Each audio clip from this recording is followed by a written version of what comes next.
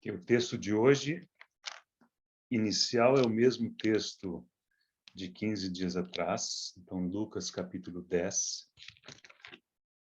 Evangelho de Lucas, capítulo 10. Final do capítulo, leremos a partir do versículo 38. Lucas 10, 38.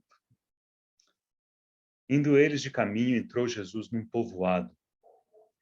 E certa mulher, chamada Marta, hospedou-o em sua casa. Tinha ela uma irmã, chamada Maria, e esta quedava-se assentada aos pés do Senhor, a ouvir-lhe os ensinamentos. Marta agitava-se de um lado para o outro, ocupada em muitos serviços. Então se aproximou de Jesus e disse: Senhor, não te importas de que minha irmã tenha deixado que eu fique a servir sozinha? Ordena-lhe, pois, que venha ajudar-me. Respondeu-lhe o Senhor: Marta, Marta, andas inquieta e te preocupas com muitas coisas. Entretanto, pouco é necessário, ou mesmo uma só coisa. Maria, pois, escolheu a boa parte, e esta não lhe será tirada. Querido Pai, nós damos graças e bendizemos o Teu nome por esse registro. Também, Senhor, por termos uma cópia impressa das Escrituras, Senhor, e também, acima de tudo, pela ajuda do Teu Espírito, que nos foi concedido, Senhor, para nos conduzir para dentro de toda a verdade. E esse é o nosso pedido, Senhor, nessa tarde. Pedimos que o Senhor, pela Tua graça, nos conduza, Senhor, ungindo, Senhor, lábios, ouvidos, corações. Fala ao nosso coração. Atrai-nos para Ti, dá-nos clareza, dá-nos entendimento. Senhor, a graça pela qual nós sirvamos ao Senhor de forma agradável, com reverência e santo temor. Olhamos para Ti como o único que pode conduzir esse momento com graça, com autoridade, com a palavra necessária, que Tu bem conheces qual é a necessidade de cada um. Senhor, supra essa necessidade, para a glória do Senhor. Oramos em nome de Jesus. Amém. Falamos de Marta há duas semanas. Hoje é a vez de falarmos de Maria. E falar de uma sem falar da outra é difícil. E nós sempre acabamos falando um pouco da outra, porque a mensagem de Marta, ela é importante, ela contrasta com a de Maria, e a de Maria também é importante e contrasta com a de Marta. E quando a gente coloca as duas histórias lado a lado, é que a gente vê esse equilíbrio, né? Então, nós vamos focar em Maria, né, ao longo de hoje, mas, vira e mexe, nós mencionaremos a pessoa de Marta também. Vou dar pelo menos um esboço de como imagino que a gente percorra esse material aí ao longo da próxima 1 hora, ou mais ou menos. A semelhança do que fizemos na vez passada, nós vamos seguir a sugestão do irmão Campo Morgan, que toma os trechos, né, que são 3 trechos, que mencionam as duas irmãs. Ele dá nomes, porque isso nos ajuda a fazer referência a esses textos. Este primeiro trecho, né, de Lucas capítulo 10, ele chama do dia de luz, né? Depois, João capítulo 11, ele chama do dia da angústia, ou dia da escuridão, referindo-se à morte de Lázaro.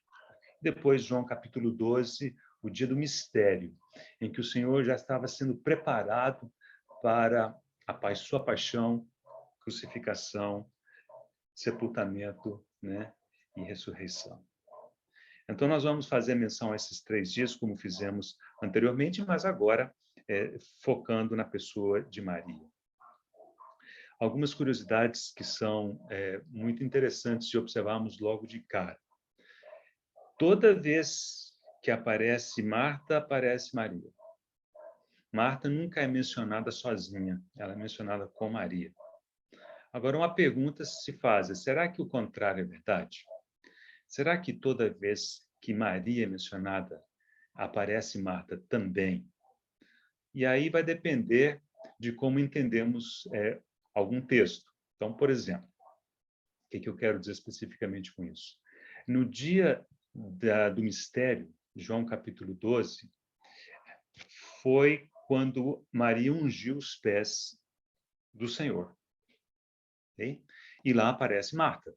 Perfeito.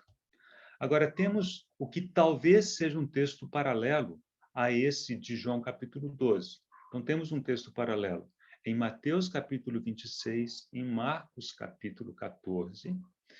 E nesses textos não se fala o nome de Maria, mas se fala do nome de uma mulher que foi e ungiu os pés do Senhor, estando ele à mesa em Betânia, na casa do leproso Simão. Então, tudo indica que é o mesmo evento, né, de João capítulo 12. Então, muitos estudiosos colocam esses textos como textos paralelos. Então, vamos supor que sejam textos paralelos mesmo, que realmente parece que são. Então, ali, em Marcos 14 e em Mateus 26, o que nós encontramos? Encontramos Maria, ainda que o nome dela não está mencionado, mas não há qualquer menção à pessoa de Marta, mesmo sabendo que ela estava lá de acordo com o texto de João capítulo 12. E João capítulo 12, se os irmãos lembram, nos diz que Marta servia. Havia possivelmente 17 pessoas, ao menos, naquela casa naquele dia, e Marta servia. Então, isso já nos traz uma mensagem e uma lição importante. Que como associamos Marta ao serviço e Maria à devoção, observe que nem todo serviço é mencionado, nem todo serviço é conhecido dos homens. E um exemplo disso poderia ser o fato de que Marta não é mencionada, apesar de estar presente em Marcos 14 e Mateus 26, ela não é mencionada. Ela estava lá, estava servindo, mas aprove o Senhor no registro que ela não aparecesse. Então, quero deixar isso como encorajamento para todos nós. Por quê? Porque nem tudo que a gente faz aparece. E nem tudo que a gente faz tem que aparecer. Às vezes o Senhor quer que fique mesmo oculto aos olhos dos homens. Mas lembre-se como termina o capítulo 15 de 1 Coríntios. Ele diz, irmãos, ficai firmes, né? Inabaláveis, e sede sempre abundantes na obra do Senhor, sabendo que no Senhor o vosso trabalho não é vão. O Senhor conhece o seu serviço, o Senhor toma nota do seu serviço e um dia o Senhor retribuirá o seu serviço. Então, não se preocupe de que seu serviço apareça, né? Assim como Marta, possivelmente, apesar de existir, ela está numa situação em que nem todo mundo sabe, nem todo mundo vê, mas o Senhor sabe e o Senhor vê. Ok, então, vamos fazer uma introdução. Eu estava pensando em como fazer a introdução desse assunto, né, que se refere a Maria, e me parece que uma forma interessante da gente abordar, de dar o contexto, né, dessas duas personagens, a gente observar o seguinte, né? Elas fazem parte de uma família, né? A família é composta por Marta, por Maria e por Lázaro. Os três irmãos, não há qualquer menção a seus pais, possivelmente já eram falecidos, e essa família morava em Betânia. Então, nós vamos falar de Betânia daqui a pouquinho. Mas antes da gente falar de Betânia, vamos falar da casa do Senhor. Isso logo vai ficar evidente o porquê que essas duas coisas estão conectadas.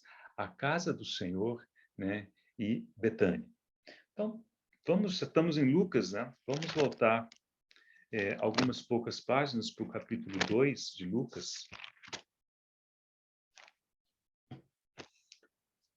Leremos aquelas palavras registradas quando o Senhor, possivelmente durante seu bar mitzvah, ficou no templo enquanto seus pais voltaram para Nazaré, achando que ele estava em algum lugar, né, da comitiva, e o Senhor havia ficado em Jerusalém, no templo.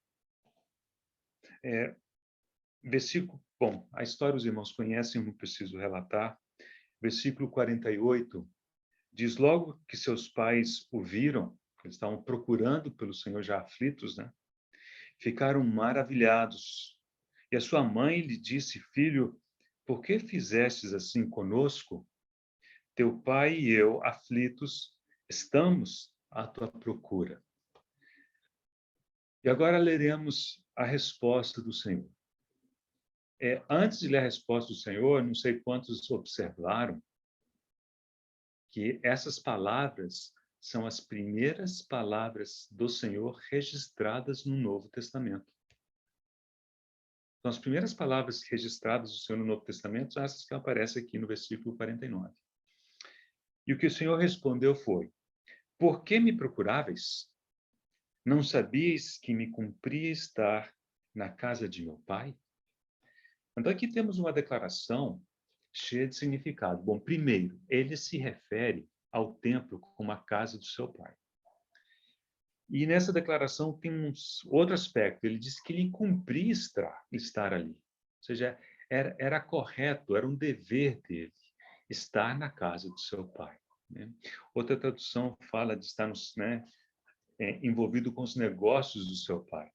Mas aqui é interessante porque ele fala da casa, ele fala do local. E, claro, se o templo é a casa de Deus, e Deus é o pai do Senhor, aquela casa é, de alguma forma, a casa dele, sua própria casa. Por isso ele cumpria estar ali. Okay? Aqui, possivelmente, o Senhor tinha em torno de 12 anos de idade. Agora nós vamos observar o Senhor logo no início do seu ministério. Então, aos 30 anos de idade, possivelmente em torno de 18 anos depois desta ocasião. Então, nós vamos pular para João capítulo 2. João capítulo 2. Irmãos, lembram que é o evangelista João quem registra as Páscoas durante o ministério do Senhor. E o capítulo 2 registra a primeira Páscoa, né, do ministério do Senhor. Então, sabemos que era logo no início por conta disso. Né? Capítulo 2, versículo 13, diz: estando próxima a Páscoa dos judeus, subiu Jesus para Jerusalém. Então, o Senhor foi, e tem no que segue, tem um evento que aconteceu no templo.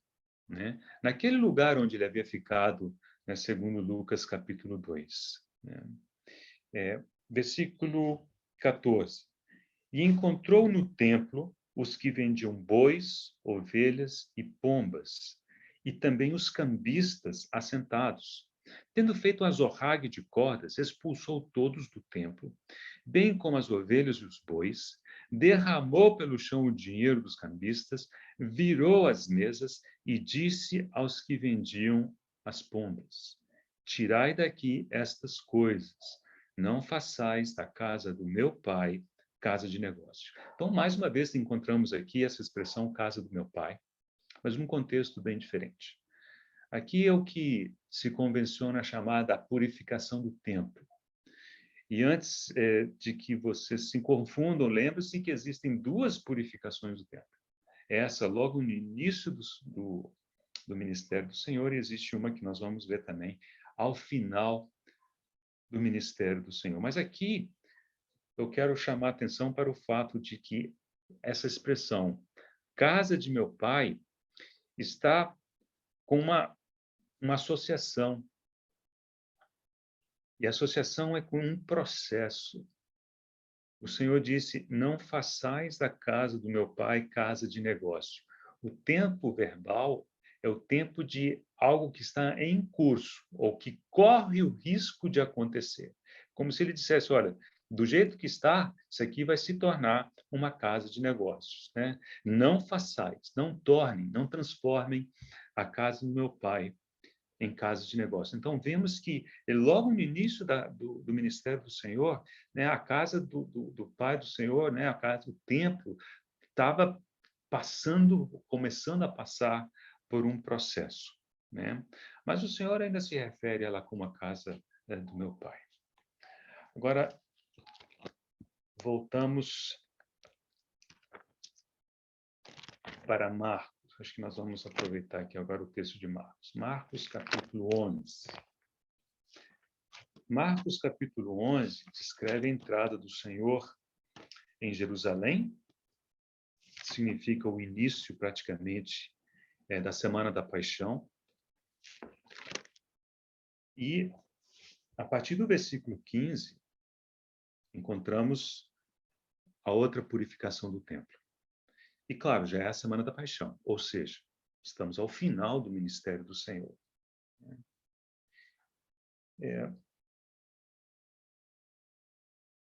Versículo 17. Veja Marcos, capítulo 11, versículo 17. Também os ensinava e dizia: não está escrito, a minha casa será chamada casa de oração para todas as nações?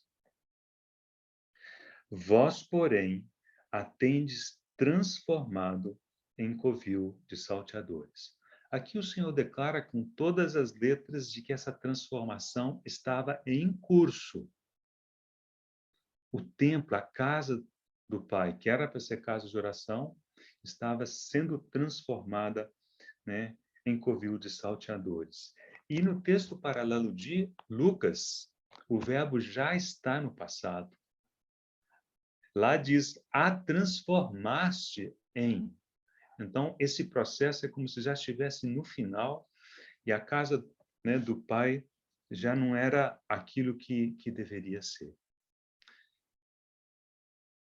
Em Mateus capítulo 23, quando o Senhor faz o seu lamento sobre Jerusalém, ele disse assim, Jerusalém, Jerusalém, que matas os profetas, os irmãos lembram desse texto.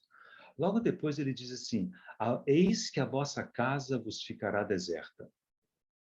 E essa expressão chama atenção, porque é possível que o Senhor estivesse se referindo ao templo. E ali não é mais a casa do meu Pai. Ali já é a vossa casa. Então já não era um lugar, digamos, com o qual o Senhor encontrasse algum tipo de correspondência. Okay? Então vemos nessa questão do templo, essa sequência, né? Começando em Lucas capítulo 2, em que o Senhor chamava aquilo de casa do seu Pai e disse, me cumpri estar aqui, é meu dever estar aqui. E daqui a pouco nós vemos no início do ministério dele um processo começando e o Senhor chamando a atenção, virando mesmo, falando, não façais da casa do meu pai covil de salteadores. Agora aqui em Marcos e também em Lucas fala, o processo está consumado. Ela foi transformada no que não devia ser, né? O que isso tem a ver com Betânia? Então nós vamos aproveitar que estamos em Marcos capítulo 11 e vamos observar o seguinte. Durante a semana de paixão, o Senhor, ao contrário do que talvez a gente pudesse esperar, ele não pernoitava no templo. Agora, se era a casa do Pai, não era natural que ele pernoitasse na casa do seu Pai? Não lhe era adequado, não lhe convinha estar na casa do Pai? Mas não é isso que vemos. O que nós vamos constatar é que o Senhor trabalhava em Jerusalém durante o dia e à noite ele se retirava para descansar. No dia seguinte ele voltava, né? E à noite ele voltava a se retirar para descansar. Vocês sabem para onde que ele se retirava para descansar, né? Para Betânia. Então vamos só ver esse movimento, né, do Senhor. Capítulo 11, versículo 1, menciona a chegada do Senhor em Jerusalém, quando se aproximava de Jerusalém, de Betfagé e Betânia, junto Monte das Oliveiras, enviou Jesus 2 dos seus discípulos e disse-lhe, e aí foi a questão do jumentinho. Então, ele tomou o jumentinho e entrou em Jerusalém. Versículo 11. E quando entrou em Jerusalém, no templo, ele foi até o templo. Tendo observado tudo, como fosse já tarde, saiu para Betânia com os 12. A impressão que dá, irmãos, é que o Senhor entrou em Jerusalém, está dito, entrou no templo, está dito, observou tudo, isso está dito, mas o que não está dito, mas parece que é o caso, que ele olhou aquele ambiente, aquela situação com desalento. Desalento no sentido de dizer, realmente, isso aqui já não é mais a casa do meu pai. Então, decisão dele. Ao contrário de Lucas. Em Lucas, o Senhor ficou lá 3 dias. Aqui, saiu para Betânia com os 12. Versículo 12. No dia seguinte, saíram de Betânia. Então, agora ele vai em direção a Jerusalém. Tem o evento da figueira sem fruto. Então, essa figueira ocorre na saída de Betânia, entre Betânia e Jerusalém. Versículo 15. E foram para Jerusalém. E aí tem a purificação do templo, versículos que nós lemos um pouquinho antes. Terminado esse dia, versículo 19, diz, em vindo à tarde, saíram da cidade. Aqui não está dito explicitamente que foi para Betânia, mas você não tenha dúvida que foi para Betânia. Porque no dia seguinte, na hora que foram voltar para Jerusalém, passaram pela mesma figueira. Versículo 20. E passando eles pela manhã, viram que a figueira secara desde a raiz. Okay? E depois, por fim, o versículo 27 completa de que eles passaram pela figueira e então regressaram para Jerusalém. Então, os irmãos percebem que o Senhor não tinha descanso em Jerusalém mais. No templo que seria a casa de seu pai, o lugar de acolhida do filho, o lugar em que o filho se sente à vontade, se sente em casa, ele pode descansar, ele não conseguia esse descanso ali. Tendo observado tudo, ele se retirou com os 12 para Betânia. E por contraste, irmãos, Betânia significa o contrário, né? Significa que o Senhor encontrou descanso em Betânia. Ele encontrou um lugar onde ele se sentia acolhido, onde se sentia amado, onde ele podia descansar, né? E como que a gente pode, digamos, resumir, sintetizar Betânia? Alguém já disse que Betânia pode ser sintetizado no serviço de Marta, no amor de Maria e na vida de ressurreição de Lázaro. Essa é a essência de Betânia. Mas se os irmãos prestarem atenção, essa é a essência da igreja. E quando o Senhor seria levado às alturas, o texto diz que ele os levou para o Monte das Oliveiras, em direção a Betânia, com suas costas para Jerusalém, face a Betânia, face aos seus discípulos, né? Ali os abençoou. E aqueles 2 varões, logo no início do livro de Atos, faz aquela observação tão curiosa e tão importante para os discípulos. Falam assim, olha, do jeito que o viste subir, ele voltará. Se ele subiu de face para Betânia, ele voltará olhando para Betânia, buscando Betânia. Ele não vai voltar para o sistema que foi corrompido em Jerusalém, para aquilo que havia sido a casa do seu pai, mas foi transformado pelos homens num covil de salteadores. Então, irmãos, tendo esse pano de fundo, vemos quão preciosa é a mensagem por detrás de Betânia, esse local tão importante. Agora, observe que os nossos 3 dias, o dia de luz, o dia de escuridão e o dia de mistério, os 3 ocorreram em Betânia. Também não devemos dizer que no dia de Betânia, em Betânia só acontecem as coisas boas, né? Só os dias de luz. Não, irmãos, não é isso. Toda a vida da igreja acontece ali, né? Às vezes é dia de luz, às vezes é dia de angústia, às vezes é dia de mistério. mas é onde o Senhor está. É onde o Senhor lidou com Marta, é onde o Senhor, né, recebeu a devoção de Maria, é onde o Senhor ressuscitou a Lázaro. Então, nesse contexto, queremos considerar Maria, lembrando que vimos parte da história, né, com Marta 15 dias atrás. Agora estamos prontos para observarmos alguns detalhes a respeito da vida de Maria e vemos o contraste, né, com respeito a Marta. Marta fala de serviço. Eu espero que tenha ficado claro, né, 15 dias atrás, que a palavra que o Senhor deu a Marta não foi uma palavra de observação, digamos, contra o serviço. Tanto é assim que em João capítulo 12 ela servia, o Senhor não lhe disse nada. Mas o Senhor disse: Marta, você está ocupada com coisas demais. Você perdeu essa uma coisa que é importante. E Maria representa essa uma coisa, né? Ela escolheu essa uma coisa. Então esse é o foco, né, do estudo de hoje, ao contemplarmos a vida de Maria. Algumas curiosidades é que quando observamos Marta falou com o Senhor e Marta ouviu muitas coisas do Senhor. Mas Maria, temos registrado uma coisa que Maria disse ao Senhor, nós vamos ler isso hoje, mas nós não temos registrado as palavras do Senhor para Maria, né? O que dizer de Lázaro, né?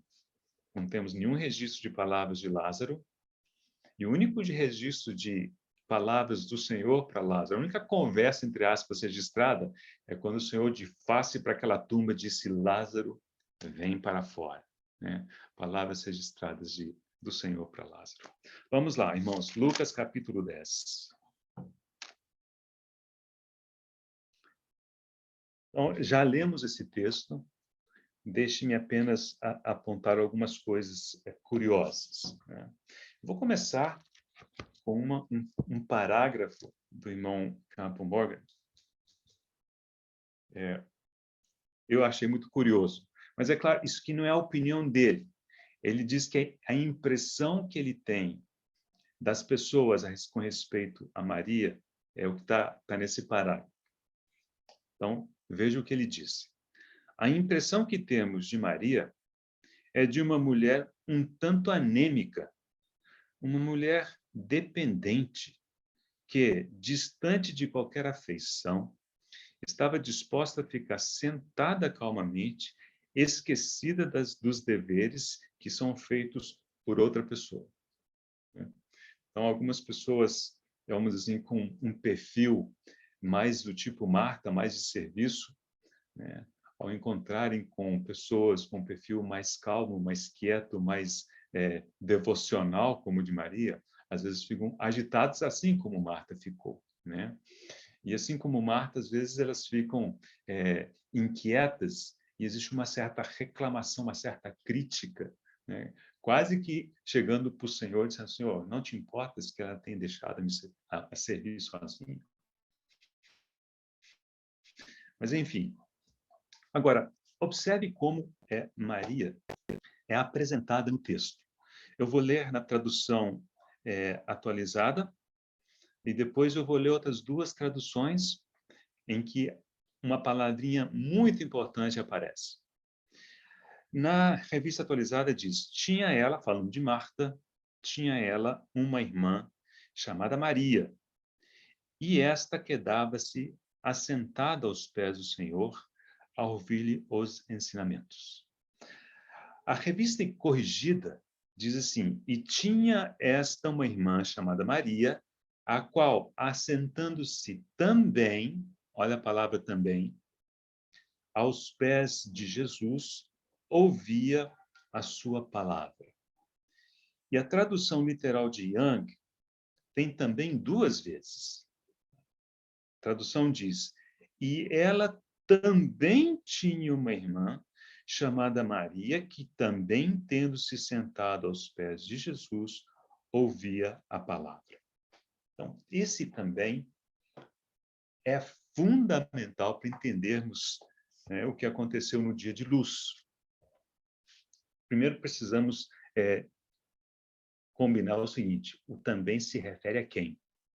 Porque dizem os entendidos do grego que, gramaticalmente falando, também tanto pode se aplicar a Marta como a Maria. Mas todo o significado do texto sugere que o também é para Maria. Não é que Marta também se assentou aos pés do Senhor. Isso, pelo próprio texto, a gente percebe que não é isso, né? Mas se o também se refere a Maria, então o também significa o quê? Né? Quando fala assim, ela quedava-se assentada também aos pés do Senhor. Então, o significado do grego parece ser o seguinte: Maria, além de servir, como Marta, ela também se assentou aos pés do Senhor. Maria serviu junto com Marta até um certo momento. E depois ela resolveu também assentar-se aos pés do Senhor. E parece que esse entendimento, né, essa interpretação do versículo é correta até pela forma com que Marta se expressa ao Senhor. Observa como que Marta falou ao Senhor, disse, Senhor, não te importas que minha irmã tenha deixado que eu fique a servir sozinha? Então, dá realmente a impressão de que Maria estava ajudando a Marta, e lá pelas tantas, Maria entendeu que estava na hora de se assentar aos pés do Senhor e ficar quieta, foi fazê-lo, e Marta se ressentiu disso. Aí Marta falou assim, agora fiquei sozinha, né? Um pouco como Elias, né? Estou sozinha agora. E, Senhor, tu não te importas que eu tenha ficado sozinha? Então, aqui nós encontramos, talvez, uma das primeiras importantes diferenças entre essas duas irmãs. Marta ficou agitada, preocupada com muitas coisas, né? E ela servia, não há dúvida quanto a isso. Maria também serviu, mas Maria conheceu o momento de parar. Maria soube o parar. Ela soube dizer, chega para o serviço por enquanto, agora vou me assentar aos pés do Senhor. E foi isso que Marta não conseguiu fazer. E, em função disso, Marta ficou agitada, né? E agora eu vou ler a segunda citação do irmão Campbell Morgan, só tem essas duas para ler para os irmãos hoje. Veja o que ele diz, falou, acaso o fato de gastarmos tão pouco tempo aos pés do Senhor não é a causa de nossos problemas e inquietações? Possivelmente sim. Então, no dia de luz, o que precisamos enxergar aqui, no que diz respeito a Maria, não vou repetir a parte de Marta, é que ela também serviu, mas ela soube parar. Ela soube dizer, chega, eu vou me aquietar agora, vou buscar aquela uma coisa que realmente importa. Ela se assentou aos pés do Senhor. E a palavra do Senhor, observe que o Senhor não falou com Maria, mas o Senhor a defendeu perante a sua irmã. E disse, Maria, pois, escolheu a boa parte, e esta não lhe será tirada. Então, temos aqui um belo exemplo de Maria, e voltaremos a isso na conclusão da mensagem. Vamos ao dia de angústia, João capítulo 11. O dia de escuridão, o dia de angústia.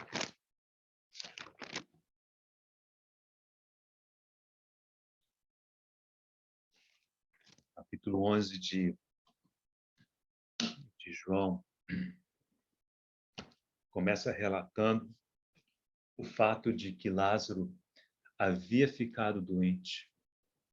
E as irmãs, assim que perceberam que ele estava doente, mandaram chamar Jesus, avisar Jesus, Senhor, aquele a quem amas está doente. O Senhor não estava naquela região, não estava na Judéia. Os irmãos lembram, nós tratamos disso 15 dias atrás, ele estava na Pérea. É o tal do ministério posterior do Senhor na Pérea. Então, mandaram chamar Jesus, possivelmente levaram um dia para chegar lá, encontrar onde o Senhor estava, falaram com ele. E o texto diz que o Senhor ainda se demorou mais 2 dias. E quando ele voltou, então teve todo esse encontro com as irmãs. E quando ele chegou à sepultura, Lázaro já estava sepultado há 4 dias. Eu vou apenas ler o versículo 5, que é um versículo tão especial. Ora, amava Jesus a Marta e a sua irmã, Lázaro, né? Observe que não temos aqui nenhum espaço para dizer que o Senhor tinha preferências, né? O Senhor preferia Maria a Marta. O nome de Maria sequer é mencionado aqui, mas ela é mencionada. Mas o Senhor amava aos 3, né? O Senhor ama a sua igreja. Então vimos a interação do Senhor com Marta. Vimos que Marta se apresentou ao Senhor com uma palavra de alguma inquietação. Versículo 21, disse, pois, Marta a Jesus, Senhor, se estiveres aqui, não teria morrido meu irmão. E aí o Senhor conversou com ela, e nós passamos por 4 etapas desse trato do Senhor com Marta. Nós não faremos isso de novo agora. O nosso assunto é Maria. Bem, então, o que aconteceu com Maria, né? Maria havia ficado dentro de casa enquanto Marta saiu, né? Eu cheguei a mencionar para os irmãos que essa saída de Marta, digamos, quebrou os protocolos sociais da época. A mulher que estava de luto não devia sair de casa. E ela saiu ao encontro do Senhor, né? Mas ela voltou. E quando ela voltou, ela deu o recado para Maria. Nós vamos pegar essa leitura a partir desse ponto. Versículo 28, do capítulo 11 do Evangelho de João. Tendo dito isto, retirou-se e chamou Maria, sua irmã. E lhe disse em particular, o mestre chegou e te chama.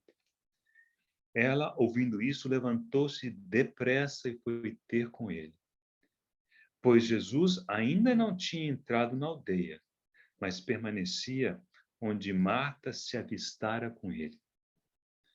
Os judeus que estavam com Maria em casa e a consolavam, vendo-a levantar-se depressa e sair, seguiram-na, supondo que ia ao túmulo para chorar.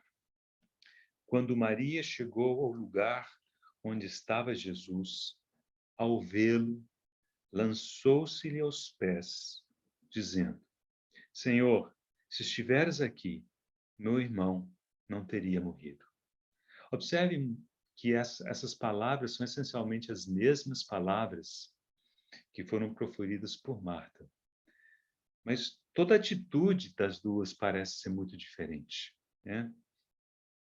Então, em Marta, não é muito difícil de imaginar uma palavra quase que de cobrança do Senhor. Senhor, era para o Senhor estar aqui antes, né?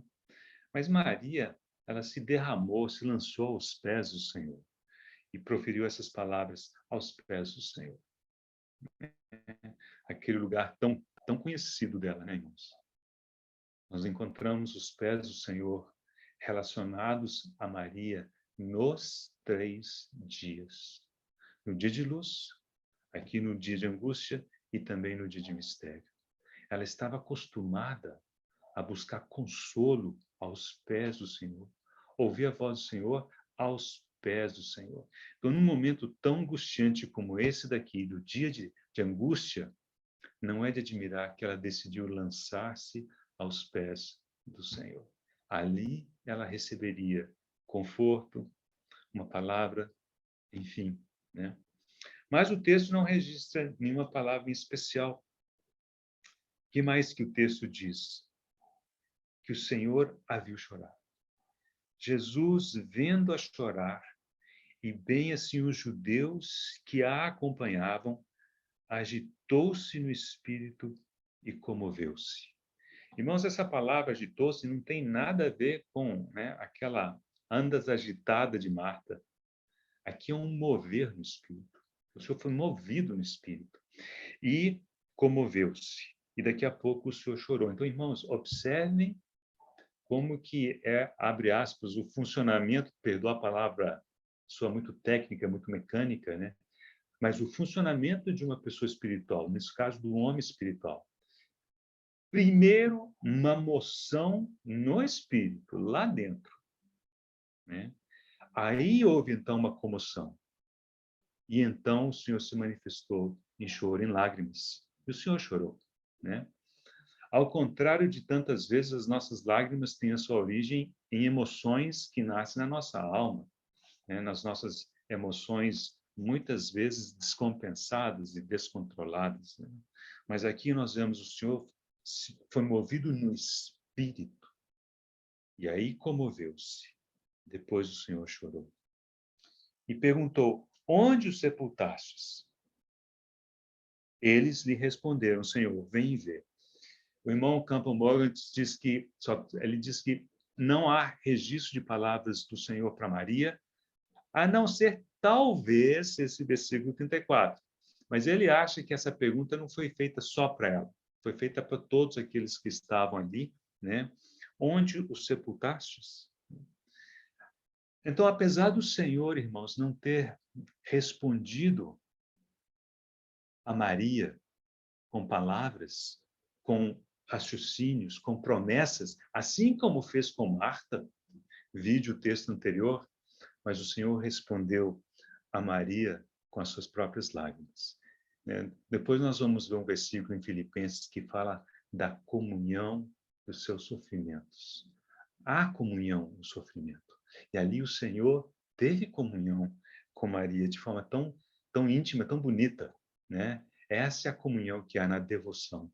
Nem sempre na alegria, muitas vezes também no sofrimento, mas que grande consolo e conforto, né? Quando percebemos que o Senhor também, né, participa daquele sofrimento. E no caso aqui, o Senhor manifestou isso na forma de suas lágrimas, né? Jesus chorou. Versículo 36, então disseram os judeus, vede quanto o amava. Bom, depois disso temos o final do trato do Senhor com Marta, né? E aí termina esse registro tão especial, né, do dia da angústia. Vamos passar sem maiores delongas para o dia do mistério. O dia do mistério está relatado aqui a partir do primeiro versículo do capítulo 12 do Evangelho de João. Estamos na Semana da Paixão.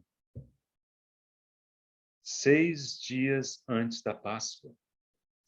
Estamos a 6 dias da crucificação do Senhor Jesus Cristo. Foi Jesus para Betânia, onde estava Lázaro, a quem ele ressuscitara dentre os mortos. Deram-lhe, pois, ali uma ceia. Marta servia, sendo Lázaro um dos que estavam com ele à mesa. Então Maria, tomando uma libra de bálsamo de nardo puro, muito precioso, ungiu os pés de Jesus e os enxugou com seus cabelos. E encheu-se toda a casa com o perfume do bálsamo. Mas Judas Iscariotes, um dos seus discípulos, o que estava para traí-lo, disse, por que não se vendeu este perfume por 300 denários e não se deu aos pobres?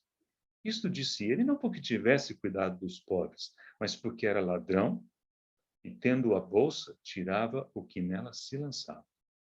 Jesus, entretanto, disse, deixai-a, que ela guarde isto para o dia em que me embalsamarem, porque os pobres sempre os tendes convosco, mas a mim nem sempre me tendes. Irmãos, o Senhor se aproximava daquele momento que nós levaremos a eternidade para entender. Quando o Senhor clamou, Deus meu, por que me desamparaste? O irmão disse que são as palavras mais difíceis de entender de toda a Bíblia. Deus meu, por que me desamparaste?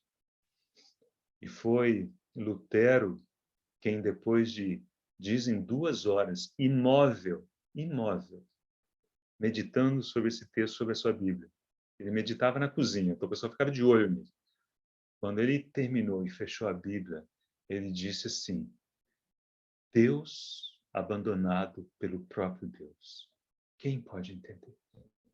Então, realmente, esse momento, um momento que transcende a mente humana. É algo que está muito fora, além de nós. E o Senhor se aproximava desse momento terrível. E é claro que ele foi se angustiando, ele foi dando dicas disso, mostrando isso, essa alma humana foi se angustiando com aquele momento. E, curiosamente, muitos dos seus discípulos aparentemente sequer perceberam isso, né?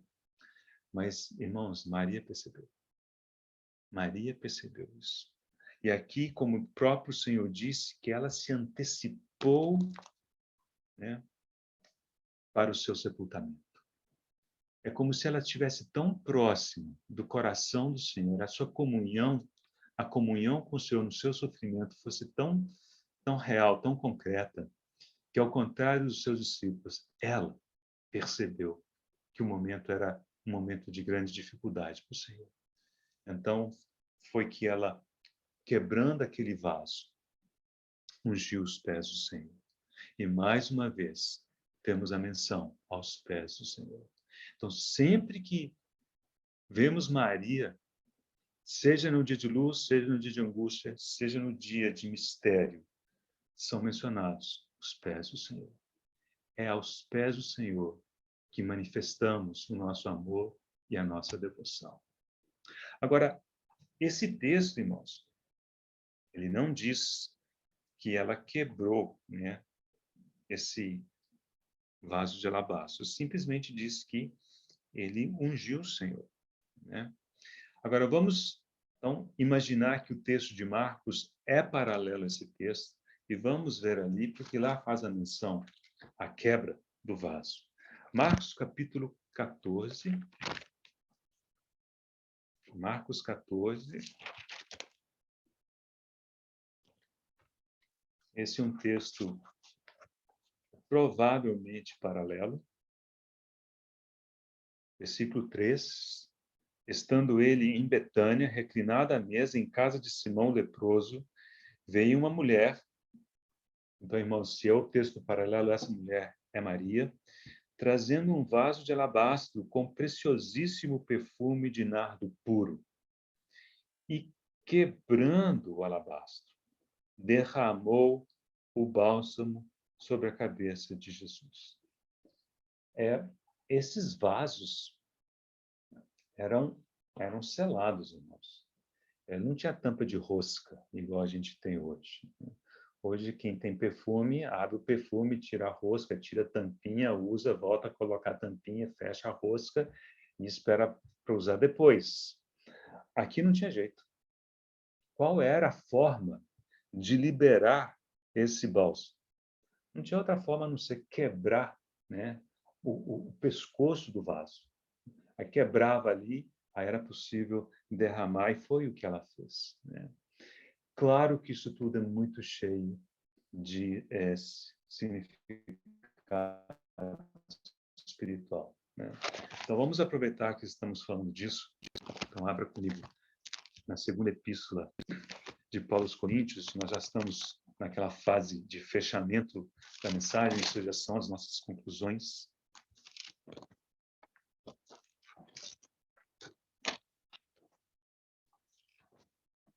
Segundo aos Coríntios, capítulo 4, versículo 7. Aqui nós podemos usar esse texto para traçar um paralelo com o que acabamos de ler no Evangelho de Marcos. Segundo aos Coríntios 4, 7, diz: temos, porém, este tesouro. Depois os irmãos têm que ler os versículos anteriores para ver que tesouro é esse, mas fala da pessoa do Senhor. Em vasos de barro, para que a excelência do poder seja de Deus e não de nós.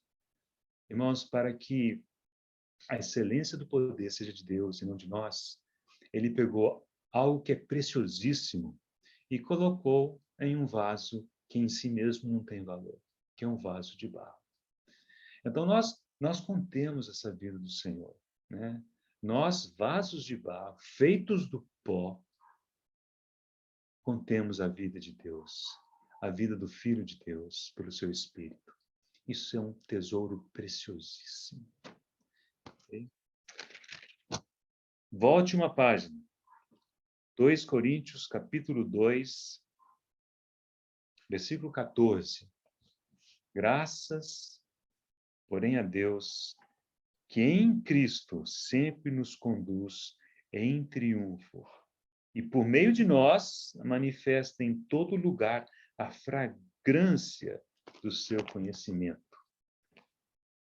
Irmãos, vocês perceberam que lá em João, fala assim que encheu-se toda a casa com o perfume do bálsamo. O perfume é do bálsamo, é do conteúdo do vaso, não é o vaso, né? Mas é o conteúdo do vaso. Mas lembre-se que para que esse perfume, para que essa fragrância de Cristo encha toda a casa, e a casa estava em Betânia, Betânia lembra da igreja, é necessário que o vaso seja quebrado. Com tudo que isso significa do ponto de vista espiritual, que isso é outra mensagem, não vou entrar nisso agora, mas só lembrando algo que certamente os irmãos já sabem de cor e salteado. Muitas vezes, né, nos perguntamos por que as pessoas entram em contato conosco e só tem contato conosco, com o vaso, não consegue perceber essa fragrância. É porque o vaso está inteiro, né? No momento em que o vaso quebra, ele mesmo perdeu utilidade, né? Sobre esse aspecto, ele está quebrado, né? Já não serve. Mas é nessa hora, né, que a fragrância se manifesta e pode encher toda a casa. Então, isso é sempre uma lembrança, né, de que a nossa devoção ao Senhor vai chegar um momento em que algo talvez difícil, né, vai acontecer conosco, né? E aqui essa dificuldade pode ser retratada no quebrar do vaso, mas tenha bom ânimo, porque é por meio de processos como esse que o Senhor, talvez sem você perceber, enche a casa, né, com perfume do bálsamo. Ok? Qual que é a grande mensagem, né, da vida de Maria? Principalmente quando nós a contrastamos com Marta. Maria era uma pessoa de uma coisa só. Maria escolheu a boa parte. Maria escolheu aquela uma coisa, né, que Marta, no início, porque ela estava tão distraída com tantas outras coisas, havia perdido. Mas agora aqui no final, eu tenho certeza que Marta já estava focada nessa uma coisa também. Seu olhar estava no Senhor. E por isso ela serviu aquele tanto de pessoas sem estresse, sem alarde. E esse texto é tão bonito porque fala assim, Marta servia. Olha que coisa bonita, simples, tranquila, eficaz, né? Então vamos lembrar de alguns poucos textos, irmãos, que nos lembram da importância, né, dessa uma coisa. E basicamente com isso, e só mais uma observação concluiremos. Salmo 27, vamos lembrar de dois textos que nos farão lembrar dessa uma coisa. Salmo 27, versículo 4.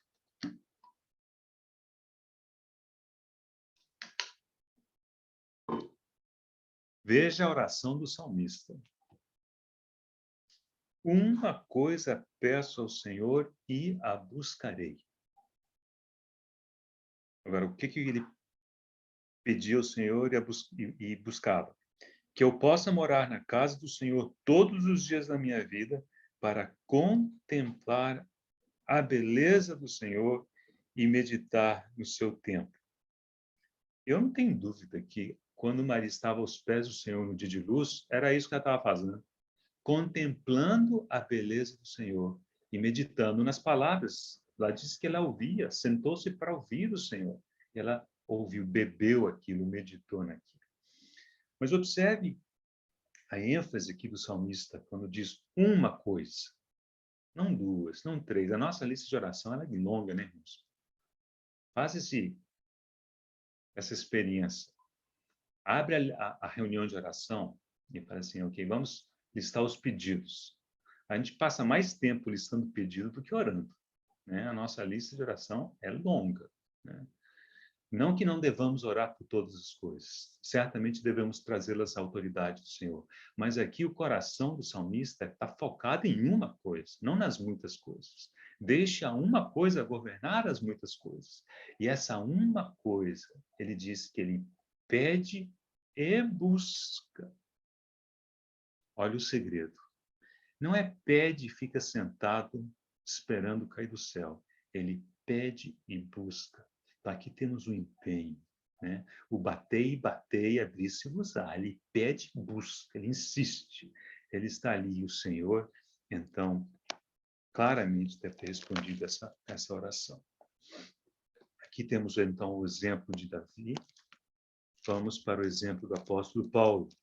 Isso encontramos na Epístola aos Filipenses,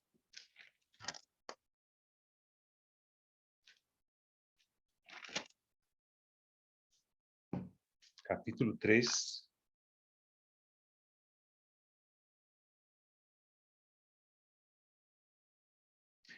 versículo 13. Irmãos, quanto a mim, não julgo havê-lo alcançado, mas uma coisa faço.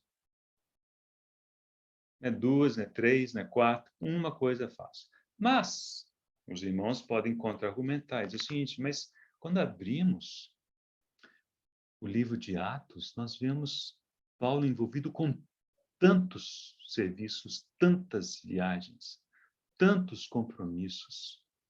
Verdade. Mas o coração dele só tinha um foco. E o resto foi consequência. Esse um foco. As demais coisas se ordenaram em torno desse foco. E esse foco era uma coisa que ele fazia.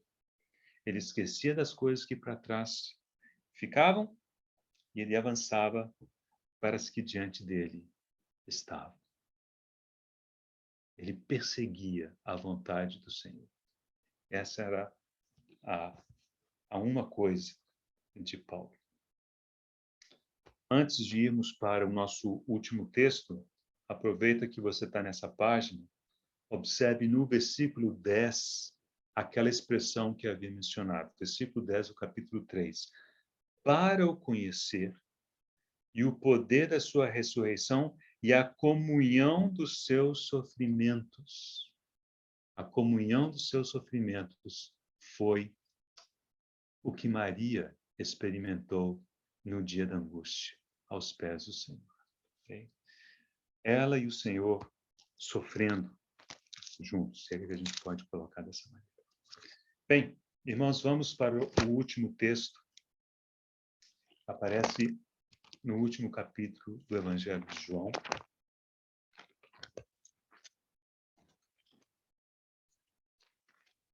João, capítulo 21. Aqui encontraremos a fala do Senhor ressurreto com Pedro. Vamos ler primeiro e já faço os comentários conclusivos depois da leitura. João capítulo 21, versículo 15. Depois de terem comido, perguntou Jesus a Simão Pedro: Simão, filho de João, ou filho de Jonas, amas-me mais do que estes outros? Ele respondeu: Sim, Senhor, tu sabes que te amo. Ele lhe disse: Apacenta os meus cordeiros. Tornou a perguntar-lhe pela segunda vez: Simão, filho de João, tu me amas? Ele lhe respondeu: Sim, Senhor, tu sabes que te amo.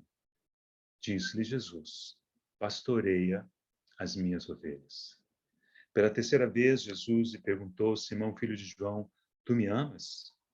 Pedro entristeceu-se por ele ter lhe dito pela terceira vez: Tu me amas? E respondeu-lhe: Senhor, tu sabes todas as coisas. Tu sabes que eu te amo. Jesus lhe disse: Apacenta as minhas ovelhas. Aqui, a semelhança de Maria, Pedro também teve sua oportunidade de manifestar, de demonstrar, de declarar seu amor pelo seu Senhor, né? Mas aqui a conversa do Senhor com Pedro é muito instrutiva, irmãos. Porque é como se o Senhor dissesse: Pedro, eu sei que você me ama. O seu amor tem que se manifestar de uma certa maneira. E no caso de Pedro, aqui era apacentar os cordeiros, pastorear as ovelhas e apacentar as ovelhas. O que eu quero dizer com isso, irmãos? Dizer que amamos o Senhor é relativamente fácil.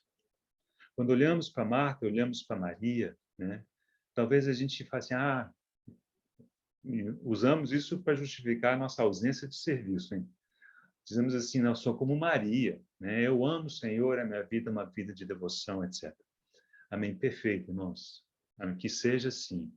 Mas esse texto, essa conversa do Senhor com Pedro, nos mostra que essa devoção, esse amor, precisa se manifestar na forma de serviço, na forma de cuidado uns pelos outros.